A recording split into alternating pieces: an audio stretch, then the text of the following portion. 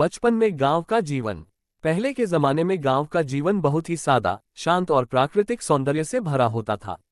न बिजली की चमक थी, न मोबाइल की घंटियां, पर फिर भी हर चेहरा खुशियों से चमकता था।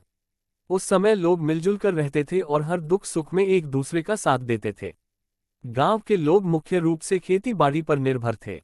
सुबह होते ही किसान बैल और हल लेकर खेतों की ओर निकल जाते थे। खेतों में मिट्टी की सुगंध और पक्षियों की चहचहाहट से वातावरण आनंदमय हो जाता था। बच्चे भी अपने पिता या दादा के साथ खेतों में जाते थे और कभी कभी बीज डालने या पानी लगाने में मदद करते थे। बरसात के मौसम में खेतों में हरियाली छा जाती थी और किसान चेहरे पर मुस्कान लिए आसमान की ओर देखते थे कि बारिश अच्छी हो जाए तो फसल लहलहा उठे।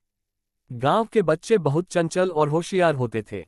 उनके पास खिलौने नहीं थे, लेकिन उनका बचपन खेलों से भरा होता था।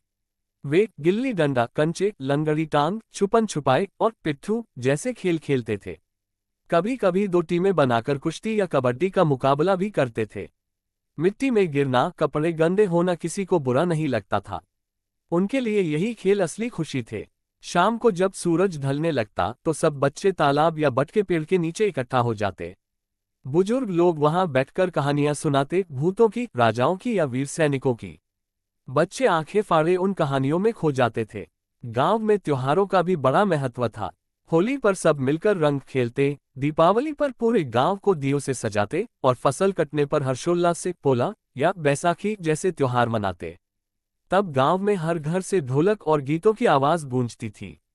गांव का जीवन भले ही सुविधाओं से दूर था, पर वहां अपनापन, सादगी और आनंद की कोई कमी नहीं थी। लोग प्रकृति के साथ जीते थे, आपसी प्रेम और सहयोग से जीवन आसान बना लेते थे। वो बचपन, मिट्टी की खुशबू, खेतों की हरियाली और दोस्तों संग खेलते दिन सब याद आते हैं।